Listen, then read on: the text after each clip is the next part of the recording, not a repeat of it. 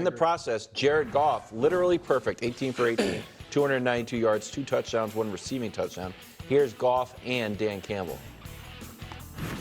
18 for 18 for you. How does that meet? You were. How does that meet your standards? There you go. Yeah, it's good when the ball doesn't hit the ground. It was a good day. I just gave the game ball to somebody else, so I feel awful right now.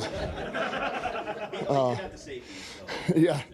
No, I knew he played a heck of a game. I did not realize he was perfect. I did not know he was literally 18 for 18. Here's his numbers. First ever perfect completion game on over 10 attempts. Brew, is Goff underrated? Look, he's kind of properly rated. Properly rated. That's what I wrote down, bro. But I am going to make another case that he is underrated as well. He's clearly not the Mahomes, Lamar, Josh Allen, Joe Burrow level. Sure, maybe. So that's where I think, and he's rated in that group, that sizable group below those guys, and I think that's where he should be. Where I think, Nick, he's underrated, I just think it was like everybody blamed him for the Rams not being able to win a Super Bowl. And I get that Including Sean McVay. Yeah, right. And I get that Sean McVay is a great offensive mind, and he's clearly helped Goff. But somebody had to throw those passes. All right, somebody had to make that offense click and be one of the best offenses in the league. And it was with Jared Goff. And we're seeing even, you may talk about this later, like, Nick and I didn't give Tua a ton of credit. Well, look at them now. They look, in Miami. So it just shows you that no matter how good you think Tua or Goff was, it takes a good quarterback, no matter who the coordinator is, what the system is, who the head coach is, to go out there and make it happen. And I don't think he got the credit for it. So, they had that great offense. I know he had Todd Gurley, who everybody gave a lot of the credit to. His receivers, best ones, Cooper Kupp had not yet emerged. He was on the team. Robert Woods and Brandon Cooks, neither of whom's made a Pro Bowl. And with that offense, with Goff, they're good, but Goff made it look great. And here's what I want to show you, this graphic. This is Goff in Detroit compared to Stafford with the Rams. And Goff's got him beat. Completion percentage, TD to interceptions, has him slightly. And passer rate, yards is close, but so I do think the Super Bowl kind of skews that. No, I get it. Stafford won the Super Bowl and 2 words. Okay, well, the Super Bowl is kind of absurd because Matthew Stafford, had Cooper Kupp in his prime as well as, OBJ. They ran out and got OBJ, who for that limited time was able to play like he was prime as well. And now you bring Jared Goff in an incomplete situation with the Lions, with a team that's starting to get developed, that now they have their pieces, and now those pieces are starting to get mature and grow into themselves. But Stafford went into a ready-made situation, right? Give Jared Goff now a prime Cooper Kupp as well as an OBJ on top of that, and I'm pretty sure Jared Goff would have done some damage as well. But you know what? I think Stafford is a really great quarterback as well. But I do think that Goff is underrated, honestly, because most people still to this day don't really think that he's a great quarterback, right? There's a lot of people that would say they would rather have many other quarterbacks instead of Jared. People were laughing when the Detroit Lions paid Jared Goff, right? They were laughing, saying, "Ha ha ha! You just overpaid for an average quarterback." And the truth is that Jared Goff is a top quarterback in the NFL. He's a top 10 quarterback. Like what he can do, the way he can run an offense, his arm, his accuracy, his command of an offense. Those are all things that people take for granted. I mean, don't we see enough bad quarterback play to understand that not everyone has to look like, Patrick Mahomes of 2021? I think that's what has broken everyone's brain. They think that the only thing that makes great quarterback play is really they just look at, honestly, the Chiefs versus the Bills in that 12-second game or whatever many seconds it was game, right? They see that, those types of big plays, those types of hyper mobility and physicality as that is great elite quarterback play, and anything that's not that is just not, right? And that's just not the way it goes.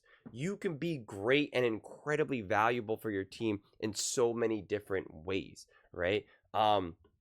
Jared Goff is deadly accurate with the ball. He can go all over the field. He doesn't really have any limitations in that regard. And people talk about, yeah, but he falls apart under pressure, under blitzes and stuff. And I got news for you. Majority of quarterbacks are not amazing and great against the blitz, right? They just aren't. And again, a lot of times the being good against the blitz has to do with coaching more than the quarterback itself. Of course, sometimes quarterbacks panic, undeniably, but a lot of times is the coach putting them in a position? Are they setting them up to do that? To be able to have a guy to spit out, quick reads that they can just get the ball out, hot routes, any of that type of stuff.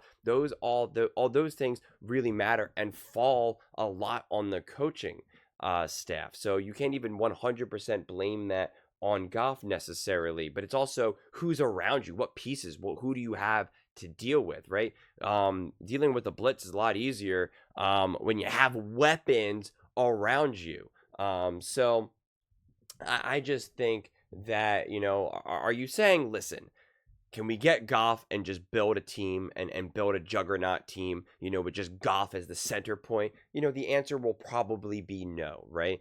But can you have a great team and have Jared Goff entered into that to maximize that team? Absolutely. And again, just ask yourself, like, how many quarterbacks would make the Detroit Lions even better than what they are? And the truth is, like, only a handful. That's the reality. There's not a long list of quarterbacks that you can just enter into this equation and just say, oh, now the Lions are going to be better, right? It's just not the reality, right? If you put Dak, Jalen, Baker, Tua, I'm trying to think. I gotta just have a list of all the quarterbacks. I can never think off the top of my head.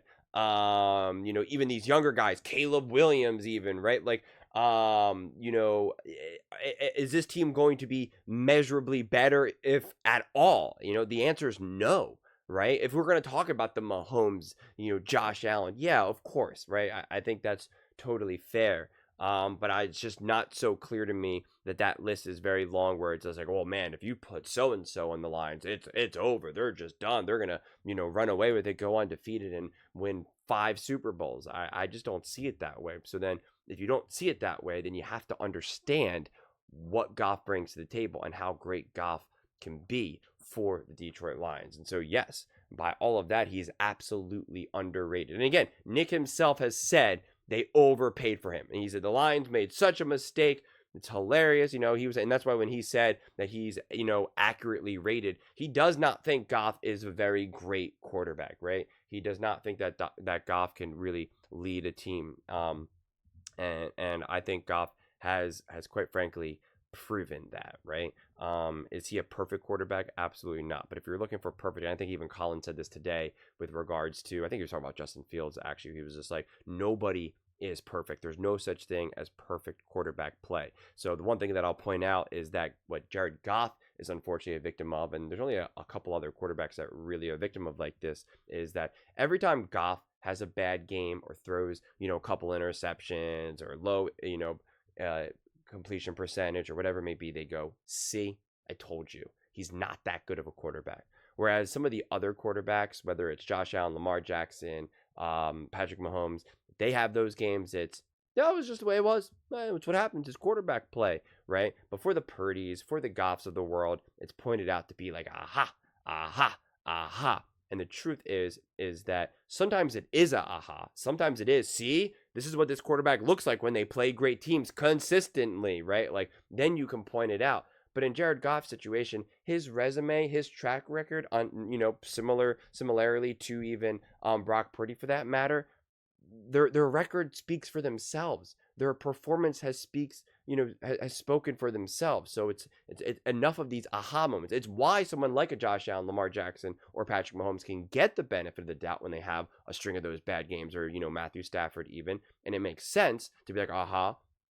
But it's just always really highlighted, I feel as though, to hurt a quarterback like a Goff, and because of that, that's why I also think that people continue to underrate him. But those are just my thoughts. I'd absolutely love to hear yours. What do you guys all think? Do you think Jared Goff is indeed underrated? Let me know in the comments below. I read every single comment, so whether you agree with me or disagree with me, either way, let's get in some discussions, let's get in some fights, but ultimately, let's just have some fun. And please do consider subscribing. We are building an amazing community here, and I'd absolutely love to see you part of it. I want to build something that we all genuinely feel connected to, something that we're really excited to be part of. I think we're well on our way to doing it. And please don't forget to give this video a thumbs up, as it really does help with the visibility and the algorithm. Thank you so much, and see you next time.